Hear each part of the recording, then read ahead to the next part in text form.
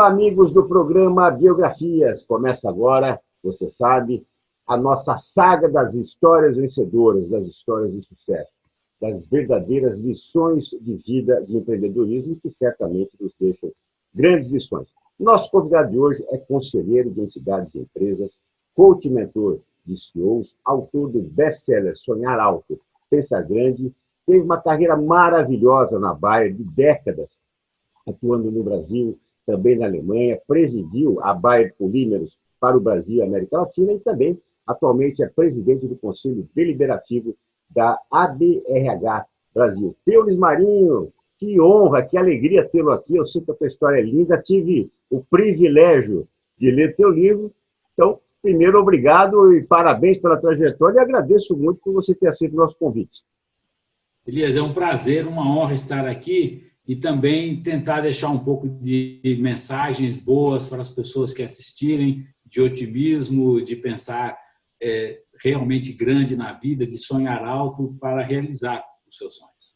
Bom, já que você fez essa frase linda, maravilhosa, que é o título do teu livro, então já me mostra o livro que eu tive o privilégio de ler. E você me presenteou com ele e realmente fiquei encantado. Fala um pouquinho dessa história, por que retratar sua trajetória em livro, Teules? Olha, eu cheguei numa fase da minha vida que eu falo de uma maneira ilustrativa que quando eu olho assim para o meu passado, eu vejo um monte de medalhas, de troféus que eu fui ganhando. E tem um provérbio que é meu, está registrado como sendo de minha autoria, que eu digo que o sucesso de uma pessoa não se mede apenas por aonde ela chegou, mas principalmente de onde ela partiu.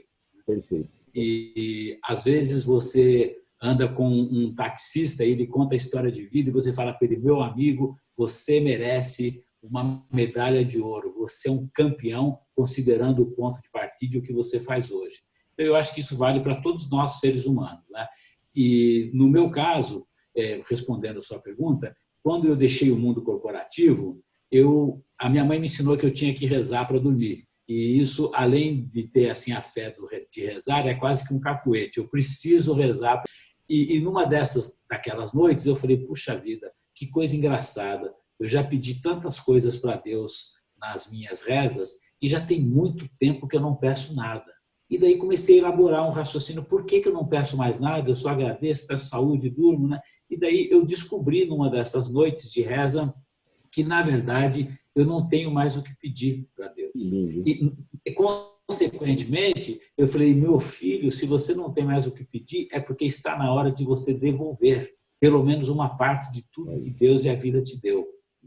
E nesse processo de devolver, eu comecei a ter atividades, na grande maioria delas, que não são remuneradas, né?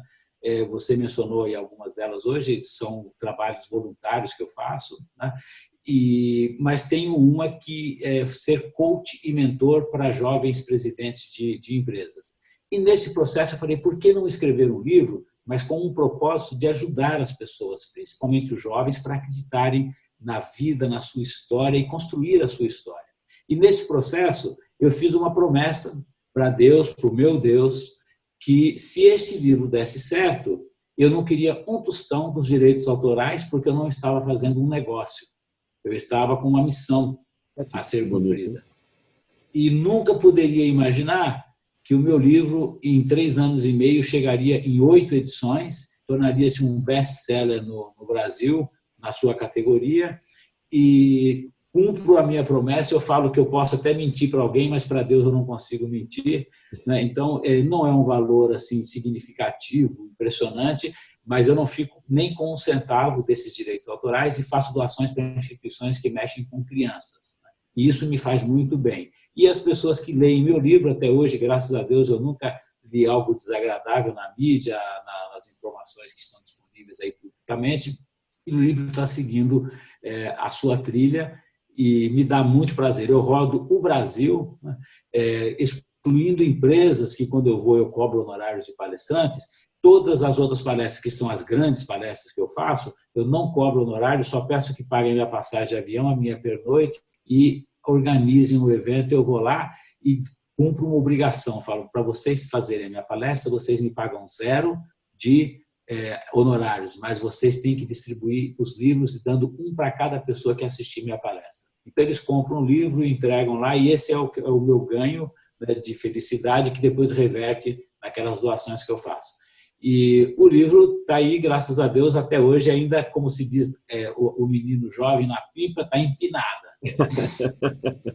Sensacional. Eu li o livro, como te falei, né, como eu contei também para quem nos acompanha, é um livro espetacular, é uma história. Eu costumo, muito do que você acabou retratando nessa sua abertura, eu converso com os meus biografados.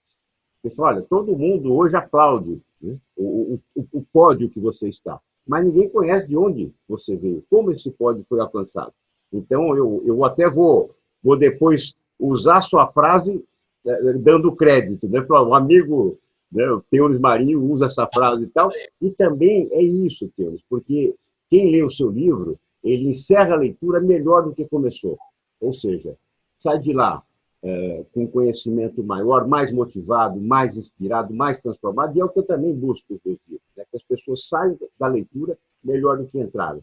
Então, você está no caminho certíssimo. Agora, Teunis, um detalhe muito importante que você nos traz, né? E antes de eu entrar um pouco na sua biografia, você teve uma carreira de décadas na Bayer. E hoje você, como mentor de jovens executivos, presidentes de empresa, né? Pessoas galgando uma trajetória executiva importante, é muito difícil, né, que alguém inicie e praticamente encerre a trajetória na mesma carreira. Eu fui repórter esportivo, o que eu me lembro assim, Marcos, goleiro do Palmeiras, e o Rogério Ceni do São Paulo. O que eu me lembro é jogador marcando o gol com a camisa do Corinthians, beijando o símbolo, no dia seguinte estava no Palmeiras fazendo a mesma coisa, né? Então traz um pouco desse conceito que você viveu, do orgulho de trabalhar por décadas numa empresa e de hoje que efetivamente, eu não sei se é um povo mais impaciente, né? Como é que você está sentindo esse novo perfil executivo? Ótimo. Olha, para contextualizar a minha resposta, nós já conversamos sobre isso, né? No meu livro tem um capítulo que diz: o meu primeiro emprego, culpa de uma barata, né? E eu tinha 5 anos de idade, 6 anos de idade, quando o meu irmão mais velho, que então estava para fazer 7, foi diagnosticado como diabético. Ou seja, ele nasceu diabético, a diabetes tipo 1, mas naquela época, em 1950, ele nasceu, não se fazia diagnóstico com facilidade e não se conhecia muito a endocrinologia, a diabetes específica. Eram médicos que estudavam clínico geral, que tentavam entender aquilo, etc. E o meu irmão, então, do nascimento até 6 anos de idade, não tinha diagnóstico. Ele não crescia, ele passava mal, ele fazia um machucadinho, não cicatrizava, enfim. E quando nós fomos morar em Belo Horizonte, eu nasci em Minas Gerais, em Alto Rio Doce. É uma cidade próxima de Barbacena, São João del Rei, Tiradentes, chamado Zona da Mata ou na Estrada Real. E o meu pai foi bancário, e o bancário naquela época tinha uma vida de cigano. Eu morei até 8 anos de idade em 6 cidades diferentes. Eu nasci em Alto Rio Doce, morei em Angra dos Reis, morei em Ubá, Minas Gerais, morei em Belo Horizonte, morei em Socorro, aqui no estado de São Paulo, perto de Águas de Lindóia, Serra Negra, e depois cheguei em São Paulo, capital, com 8 anos de idade. Então, era uma vida realmente de bancário / cigano. Né? E nesse período, quando nós morávamos em Belo Horizonte, finalmente o meu irmão foi diagnosticado com diabetes, né? Diabetes tipo 1, com um médico, o Dr. Ziviani, que foi quem descobriu isso lá na época. Mas eu dormia no mesmo quarto com o meu irmão, desde pequeno. Nós tínhamos uma vida muito humilde, muito simples, e os quartos eram divididos mesmo, né? Aquelas casas de antigamente, onde só tinha um banheiro e era do lado de fora no quintal, porque não havia sistema de esgoto, né? Eu morava em Belo Horizonte, no bairro de Santo Antônio, e o meu irmão foi diagnosticado, e eu falo que foi culpa de uma barata, porque nós tínhamos, como todo mundo que não tinha banheiro dentro de casa, o que debaixo da cama? Um piniquinho, né? E um dia o meu pai, num desespero, foi olhar o pinico do meu irmão assim de madrugada e viu uma barata nadando no pinico. Ele falou: meu Deus, que coisa estranha, essa barata caiu dentro aqui da urina do meu filho e não morreu, né? E ele, naquele desespero de ver aquela criança doente, ele pôs o dedo dentro do pinico e pôs na boca. E ele falou, meu Deus, o meu filho não tem urina, ele tem um licor. Está totalmente adocicada a urina dele. E é ali que nasceu a ida para hospitais, para médicos, que meu irmão foi diagnosticado como diabético. E eu vivi tudo isso assim, quase que ludicamente, porque eu era muito criança, tinha 5 anos de idade, mas a gente acompanhava aquele movimento. Eu dormia com meu irmão no mesmo quarto. Lembro do meu irmão indo embora de casa para o hospital, lá em Belo Horizonte, e ele ficou 6 meses internado no hospital. E eu associei que aquele... Sumiu meu irmão da minha vida, eu não via mais. Né? Você não podia visitar naquela época e tudo. E eu achei que aquilo era morte. Fez tchau para mim, foi embora e pronto, não existe mais o meu irmão. E um belo dia ele voltou, né? E melhorzinho, e daí eu falei, a minha mãe conta, eu não me lembro, ela falou que quando eu vi, falei, nossa, você está vivo! Né? E foi o meu acolhimento do meu irmão. E daí o meu irmão caçula nasceu diabético. Então, o mais velho e o caçula. E aí eu tive a minha oportunidade profissional, que era cuidar do meu irmão caçula, enquanto a minha mãe cuidava do mais velho. E a minha mãe fazia isso, ela era muito motivadora, muito carinhosa, muito boazinha, não tinha empregada, não tinha ninguém para ajudar, e eu ajudava. E o momento mais bacana de ajudar era o exame de açúcar na urina que tinha que fazer de manhã. Você pegava um tubo de ensaio, colocava um produto chamado reativo de Benedict, pingava 2 gotinhas de xixi de urina da criança e com uma bola de fogo de algodão com álcool, você chacoalhava aquilo até ferver. E de acordo com a cor que aquilo ficava, era a graduação de açúcar na urina. Muito vermelho era muito açúcar, amarela era quase sem açúcar e laranja era mais ou menos. E por ali no olho, a minha mãe calculava a insulina, as seringas e agulhas não eram descartáveis, tinham que ser fervidas todos os dias, vinham da Inglaterra, era de vidro, né, feito. Enfim, era um trabalho que gastava uma manhã lá da minha mãe, antes de começar a fazer o almoço, e eu ajudava ela fazendo esse exame com o meu irmão caçula. Ela me acordava todo dia às 6 da manhã, me chamava de meu amiguinho, né? Tá na hora, daí eu ia com ela para fazer o exame, adorava porque brincava com fogo, né? Tinha vontade de pôr fogo na casa, e depois entregava e estava feito. E eu fui promovido. Aquilo dava tão certo que, na medida que a gente foi crescendo, eu fui promovido para encarregado de não deixar os meus irmãos comerem doces em festas de aniversário. Então, nós íamos para o aniversário e eu tinha que ficar lá. Hein? Era um dedo duro ali. Não era dedo duro, era chefe. Não precisava nem contar para nós, só não podia deixar eles comerem. Né? E com esse hábito de não deixá-los comer, né, eu nunca me esqueço que, na época, tinha um provérbio que falava o diabético é como o peixe, ele morre pela boca. E quando eles chegavam perto das mesas para comer o doce, eu falava, olha o anzol, e puxava eles para fora da mesa. Né? E com isso, a minha mãe nunca me pediu, mas eu criei um hábito que eu tinha vergonha de comer o doce e não deixar meus irmãos comerem. Então, eu até hoje eu não como doce. Eu como docinho quando vai na festa de casamento, mas eu não tenho hábito, na minha casa não tem doce, não porque eu tenho um problema de diabetes, eu não tenho. Hoje em dia se faz exames genéticos que controlam, eu poderia me tornar um diabético tipo 2 por excesso de açúcar ou má conduta na dieta, mas eu não tenho. Mas eu não como doce porque não me agrada, não é uma coisa que me atrai, que me puxa, eu prefiro muito mais uma coisa salgada. Isso ficou como herança. E no meu livro tem, então, esse capítulo, que é o meu primeiro emprego, Culpa de uma Barata.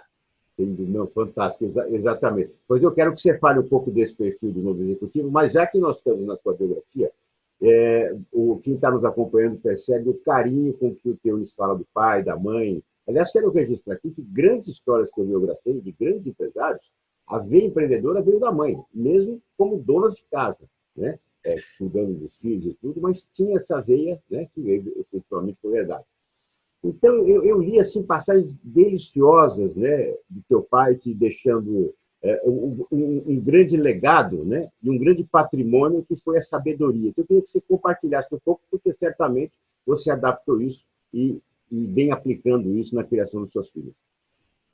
Muito bom. Você sabe que quando eu morava aqui em São Paulo, no bairro do Belenzinho, eu morei lá de 8 a 11 anos de idade, né, e numa janta, o meu irmão mais velho perguntou para o meu pai, ô pai, eu vi um negócio aí com outro amigo e tal, e falou de herança, de dinheiro, não sei o quê, e eu acho que eu entendi. Ô pai, o dia que você morrer, qual que é a sua herança para nós? Assim? Como é que é isso? Né?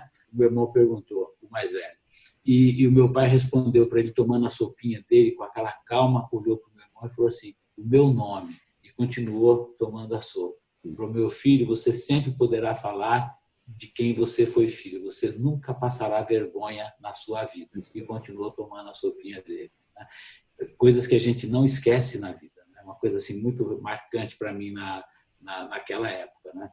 Mas eu tinha uma ambição de viver bem, que o meu pai não podia bancar. Eu gostava de uma roupa bacana, eu queria assistir o show da Jovem Guarda, que passava ali na Avenida Celso Garcia, no Cine Universo. Eu gostava de sair para dançar com as namoradinhas, e a minha mesada era muito pequena. E meu pai me disse na época, falou, meu filho, são 4 filhos, eu não posso dar para um só, e não posso dar 4 vezes o que você gostaria de ganhar, então você trabalha, faz alguma coisa para ganhar o seu dinheirinho. E eu fui trabalhar. O office boy chamava-se Bianco e Savino Indústrias de Autopeça, com 14 anos. Existia naquela época um documento que eu até te mostrei hoje, que chamava Carteira de Trabalho do Menor, e desses 14 anos até hoje, eu vou fazer 69 agora em breve, eu nunca mais parei de trabalhar na minha vida. Toda a vida. Estudei de noite, fui trabalhar num banco que não existe mais, chamava Banco Halles, e depois entrei na Bayer. Entrei na Bayer, tem toda uma história que eu conto no meu livro, mas eu entrei na área de RH. Todos os diretores da Bayer eram alemães, vindo da casa matriz, da Bayer da Alemanha, inclusive o de RH. Chamava Dr. Heinz Müller. E esse Dr. Heinz Müller, que me admitiu, eu fiquei lá trabalhando na Bayer por muitos anos, e quando ele voltou para a Alemanha, depois de... eu entrei na Bayer com 23 anos, com 29 anos de idade, ele voltou para a Alemanha aposentado, e o presidente da Bayer me chamou e falou para mim, Theonis, você vai ficar no lugar do Dr. Müller. Só que eu não posso te chamar de diretor, não tem condições, porque você tem 2 defeitos. O primeiro é ser brasileiro, a Bayer não tem diretores brasileiros, e o segundo, você tem 29 anos, você para nós é um menino, então não dá ainda. E daí eu falei, o senhor Leuchner, me põe dentro disso, não tem problema. E com 34 anos de idade, depois que eu estava há 5 dirigindo a área de RH, eu recebi um cartão de visita de diretor e não mudou nada, não mudou salário, sala, secretária, nada. Então, eu fui nomeado diretor da Bayer 5 anos após assumir a área de recursos humanos. Quebrou um paradigma interno da empresa, né? Como? Quebrou um paradigma da empresa, né? Sem dúvida. Foi, na época foi.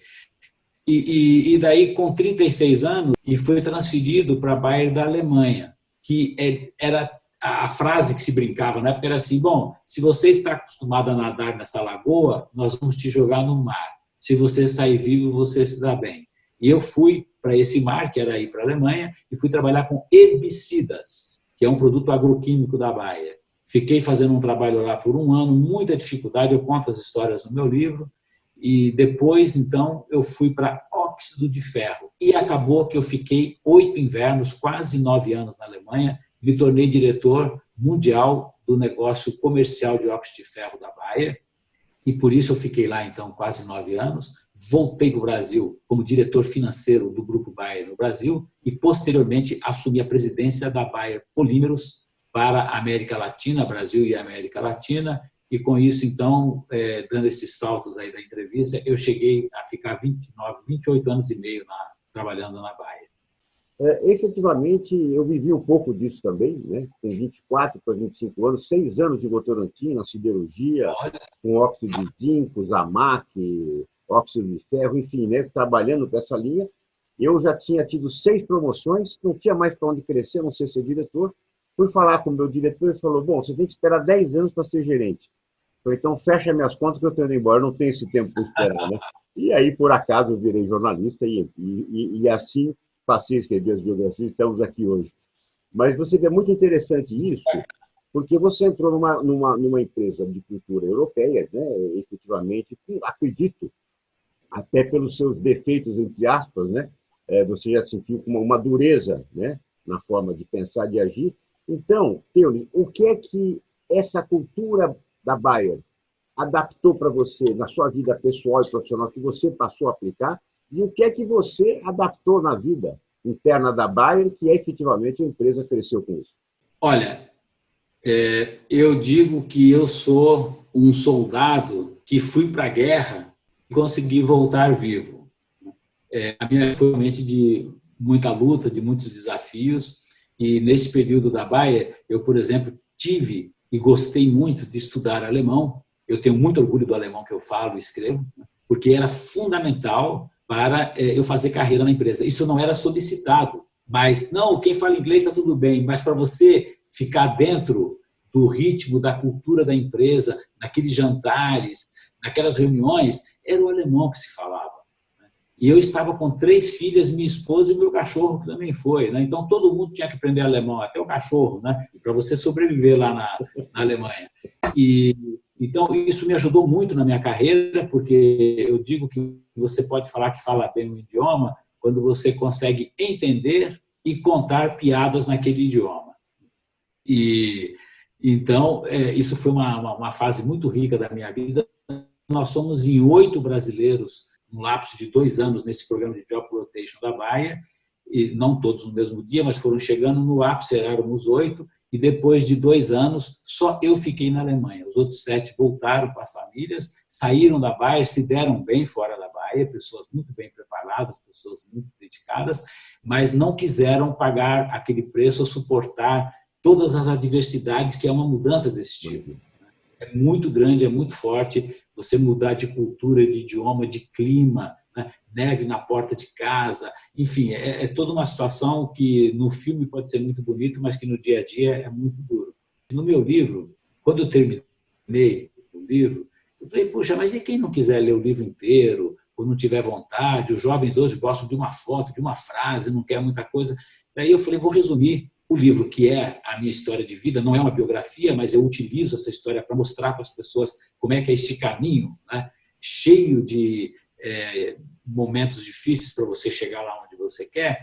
E daí eu comecei a relacionar com as minhas palavras, com o meu pensamento, e cheguei a 15 mandamentos que são fundamentais para alguém ter sucesso na vida em qualquer atividade, segundo a minha experiência. Sonhe alto e faça planos desafiadores para o seu futuro. E lembre-se, os nossos olhos não ficam na nuca. A vida é para frente. Não delegue o seu destino a terceiros. Você é o cara. É você que decide a sua vida. Não adianta depois, no futuro, alguém falar assim, eu me dei mal porque eu tinha um chefe ruim, porque eu fui maltratado, porque meu pai era bravo. Você tem que encontrar o seu caminho. E é difícil, mas você acha esse caminho. Aprenda a dizer não. Dizer não é uma palavra que é muito difícil para latinos, principalmente brasileiros, falar. Você, às vezes, convida um amigo brasileiro para um final de semana ir num churrasco na sua casa, ele fala, puxa, eu estou com meu filho gripado, acho que ele vai melhorar, se ele melhorar eu vou, conta comigo. O que ele está te dizendo? Que não vai. Então, diga não, fala, olha, não vou, não posso, por isso, vai ficar para uma próxima oportunidade. E esse dizer não, não é na vida social, é em tudo. Tenha personalidade, não é ser aquele não que o mala fala não para tudo, mas uma coisa que te desagrada, uma opinião que é diferente da sua, argumente com educação, mas diga não. Não cultive relacionamentos destrutivos. Eu digo assim para jovens, quem anda com mala, vira mala. Então, você deve procurar realmente conviver com pessoas que te agregam. As amizades são passageiras, mas são maravilhosas. Nós não somos nada na vida sem amigos. Discipline-se com pensamentos positivos. A vida fica mais suave.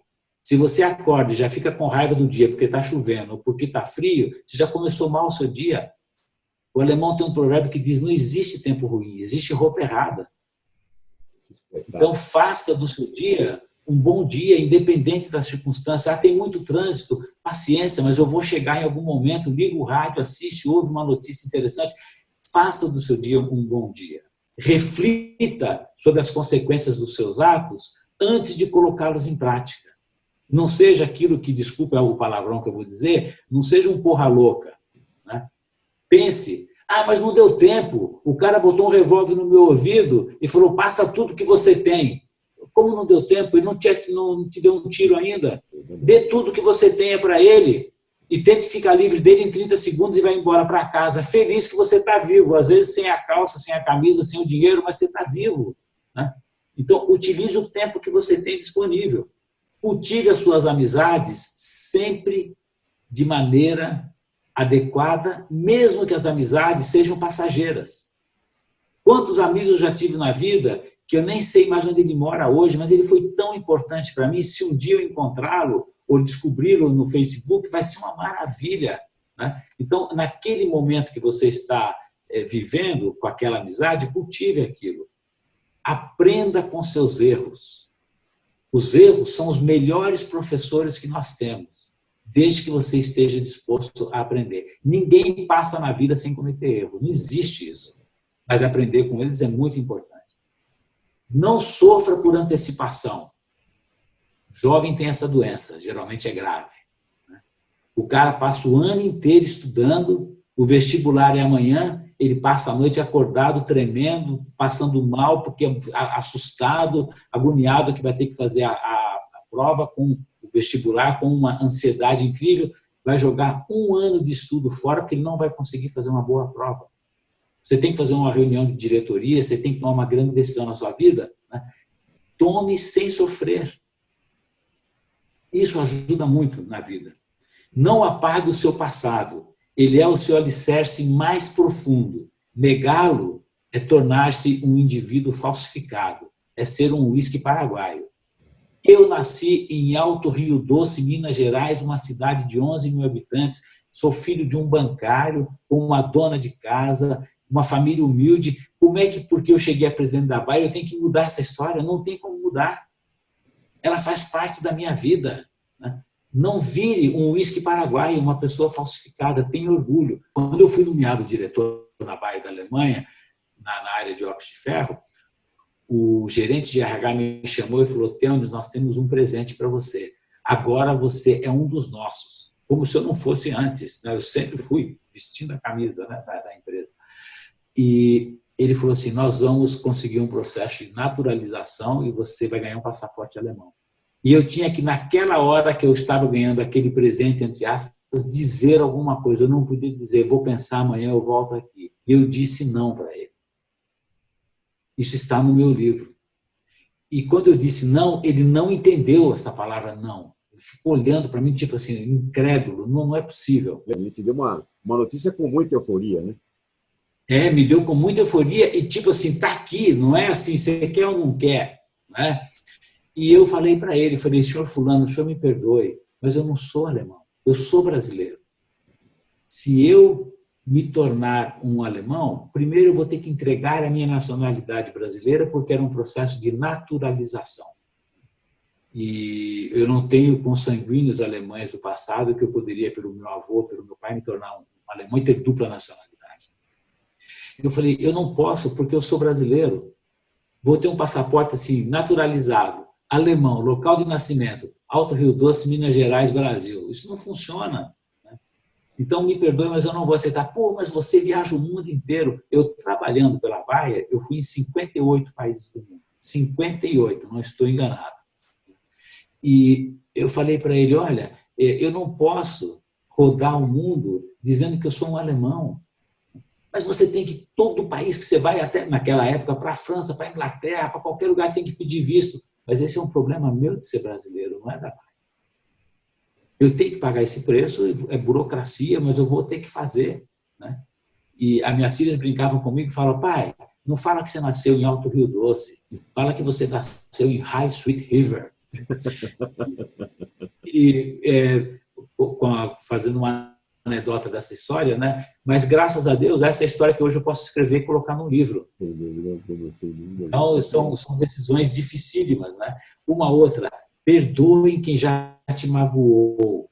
Você desocupará espaços no seu coração. Para quê? Para colocar coisas boas. Apague as pessoas que magoou. Aceite o perdão. Mesmo que ela não te dê um perdão, perdoe-a. Deixa isso para lá. Guardar isso faz mal para a sua saúde, para a sua vida, te atrasa. Não vale a pena a gente guardar ódio, guardar mágoas, né? O Shakespeare tem uma frase que eu acho maravilhosa: odiar alguém é o mesmo que você tomar um copo de veneno esperando que ele morra. É você que está se envenenando com ódio. Estude sempre. Até hoje eu estudo. Não pare de estudar, vale a pena você estudar. Idiomas, por exemplo, né? Existe um provérbio tcheco que diz: para cada idioma que você fale a mais, você vale um ser humano a mais. Então, são esses os 15 mandamentos que estão lá no meu livro, mas que o livro tem acho que 256 páginas, tem muita coisa para ler. Não, com certeza. Olha, Teunis, você certamente praticou isso para poder escrever, transmitir isso pelo teu livro, e é muito atual. Tudo que você falou cabe perfeitamente nesse momento que nós estamos vivendo, né? De reflexão, né? De limpar mágoa, de não acordar com uma má notícia, com uma má informação, de esperança, de medo e de esperança ao mesmo tempo, né? Estamos com medo e temos as nossas esperanças no amanhã, enfim, e tudo isso. E você falou uma parte muito bonita, assim, né? Que é do não, essa relação com o não, né? Nós somos brasileiros, a pessoa que fala, não, eu acho que eu vou no teu churrasco, você compra uma carne a mais, tal, enfim, né? Que leva um gasto desnecessário, que frustra, né? Naquela espera, na expectativa do amigo estar na sua casa e acaba não indo. Qual foi o não? Você já nos contou aqui, que foi do passaporte, mas porque o não mais duro que a gente dá é para nós mesmos. Qual foi o não mais duro que você deu para você mesmo e o que é que pesou nessa decisão? Quando eu era diretor de RH da Bayer, antes de ir para a Alemanha, aqui no Brasil, eu era membro da comissão de negociação sindical da Fiesp, Grupo Químico. Eu era o dente de leite lá da comissão, era um menino de 34 anos de idade, todos os colegas eram pessoas muito experientes, muito idosas, e às vezes nós tínhamos que dizer não naquelas negociações para os líderes sindicais. E era muito, muito duro, né, você dizer o não. Porque aquele não, além de você frustrar a pessoa que espera um sim, ele tem consequências. Naquele caso, na época, eram greves, eram políticas, enfim, coisas difíceis, né? Então, eram momentos que, para mim, dizer o não era difícil, mas eu dava o não. Você tem que ter a coragem de dizer o não e não de enganar alguém dizendo um sim que depois não será não. E vocês conhecem um provérbio que, na verdade, é meio anedótico, que diz que o diplomata, ele nunca diz não. Quando ele diz talvez, é não. E quando ele diz sim, é talvez. Então, é mais ou menos por aí, né, a história. Mas eu gosto de ser muito direto com a palavra não, e essa foi uma situação muito difícil. E tem momentos na vida também que você, principalmente em relacionamento social, você decepciona as pessoas dizendo um não. Mas aquele não é um não porque você está de mau humor, não é um não porque você está com má vontade, é um não porque não é possível ser sim. Então você não pode enrolar, você não pode enganar, você tem que dizer o não para a pessoa. E isso não é fácil, mas eu acho que é importante na vida. Não confundam isso com o cara que só diz não, né? Não, Tudo é não, tudo é não, né? E vou te dizer, Teunis, muitas das biografias que eu escrevi, as histórias de sucesso iniciaram com um não recebido, né? Um redirecionamento de caminho, enfim, não abriu essa porta porque não era para abrir. De repente era para estar atento com outras possibilidades que a vida nos trouxe. Agora, Teunis, nós estamos vivendo essa situação, efetivamente, que eu queria que você trouxesse, principalmente que abordasse o seguinte tema: as maiores perdas que nós estamos tendo com o Covid-19 se chama pessoas. E talvez os maiores ganhos que nós vamos ter com o Covid-19 são pessoas. Eu queria que você avaliasse um pouquinho essa frase. Olha, muito bacana. Eu acho que, como tudo na vida, né, qualquer episódio que existe na vida, inclusive essa entrevista que eu estou dando com muito prazer para você, tudo tem um antes, um durante e um depois. Nada é eterno, né, e inconstante, né? Quando a pandemia começou, e nós estamos agora já há 40 dias, eu estou confinado no meu apartamento junto com a minha esposa, né? O primeiro momento que surge é, puxa, eu olho pela janela, eu não consigo mais ir naquela calçada, não posso, eu estou proibido, essa volta que eu dou aqui no meu quarteirão, não posso mais, e a minha filha que mora no meu bairro com meus netos, eu não posso ir lá dar um beijo nela, enfim, você começa a sentir assim, aquela prisão realmente que você está. Faça disso o melhor. O que é o melhor? Atividade. Crie uma disciplina de ter um horário para acordar. Pode ter 10 minutos para frente e para trás, mas não vai dormir até o meio-dia. Acorda às 7h30, se você assistir um filme à noite, 8 horas, mas tenha uma obrigação. Obrigação. Todos os dias eu vou fazer ginástica, dentro da minha casa. Baixe um aplicativo, hoje tudo é muito mais fácil. Faça ginástica, cuide da sua saúde todos os dias.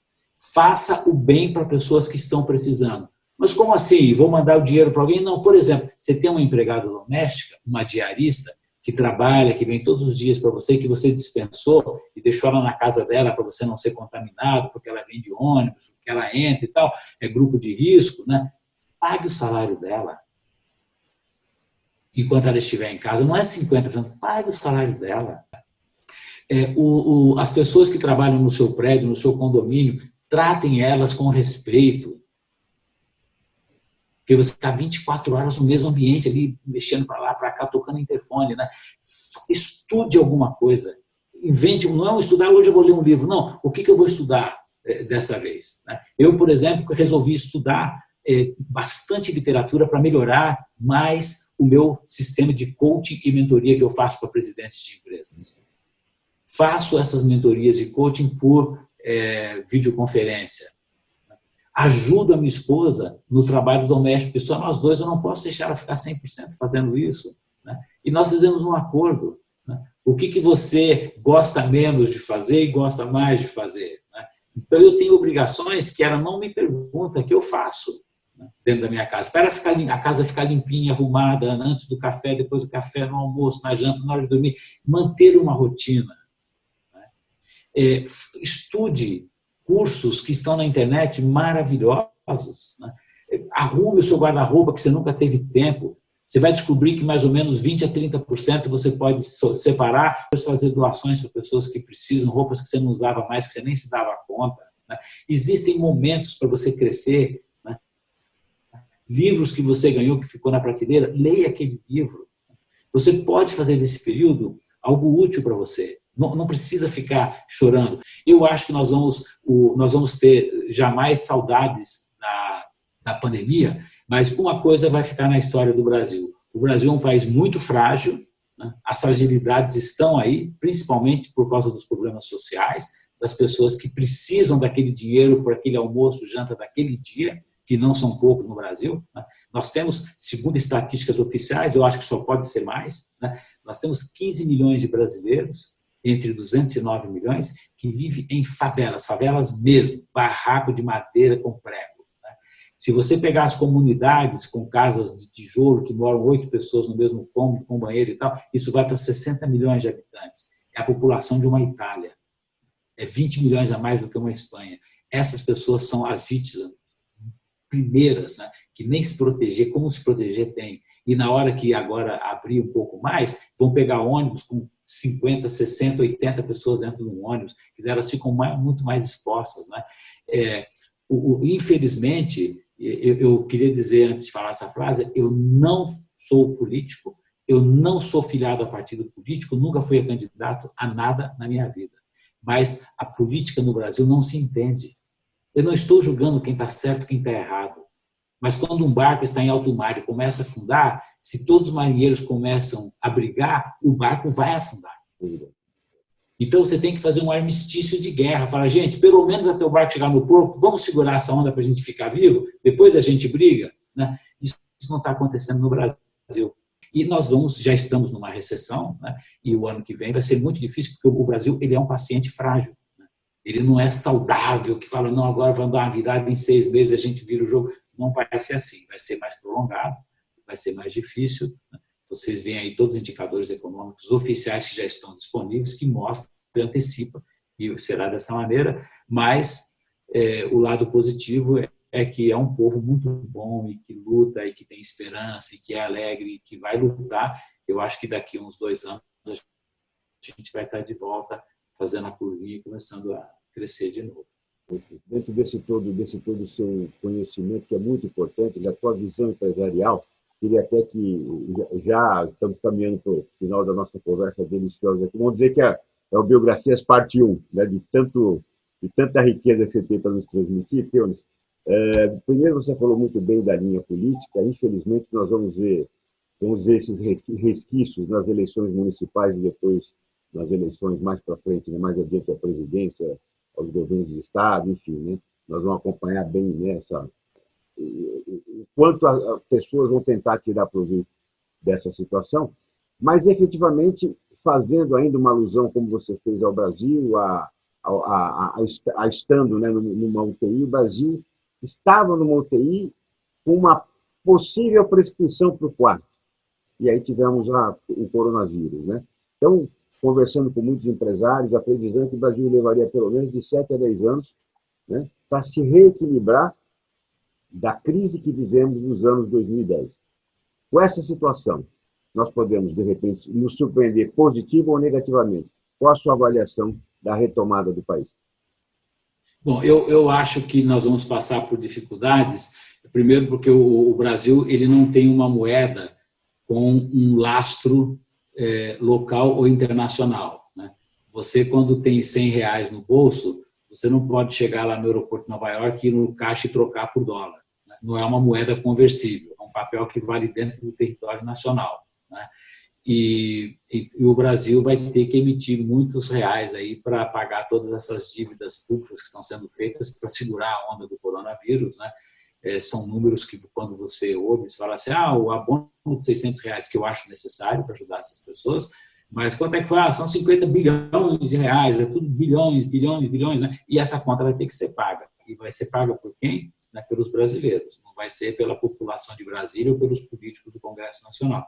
É a população que vai ter que pagar isso, né? Tem vários outros problemas econômicos que vão gerar déficit também, pesadíssimos para o país lá na frente, e nós vamos ter que viver com isso e pagar isso de alguma maneira, e, vamos dizer assim, não será uma boa notícia o que vem aí pela frente, né?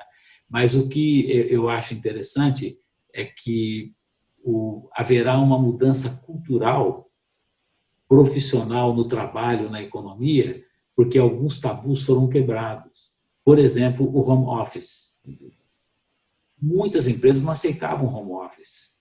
A pessoa tinha que ir lá no escritório, né? Acordar de manhã, pegar o carro ou um ônibus ou uma condução, ir lá no lugar, gastar tempo no trânsito, no estacionamento, subir lá no andar que ele trabalha. Isso tudo não existe no momento em função de estarmos dentro de casa, né? De estarmos em quarentena, mas as pessoas estão trabalhando em muitas profissões dentro de casa e está dando certo.